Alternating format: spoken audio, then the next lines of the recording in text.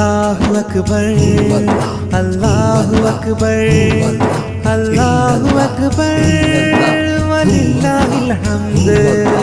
അന്ന് കേരള നാട്ടിലുയർന്നോ ആദ്യമായൊരു മീനാരം. അല്ലാഹുവിന്റെ നാമം വാഴ്ത്താൻ പെരുമാളിന്റെ കൊട്ടാരം. ചരിത്രമായിട്ടിന്നും എന്നും നിലനിൽക്കുന്നൊരടയാളം.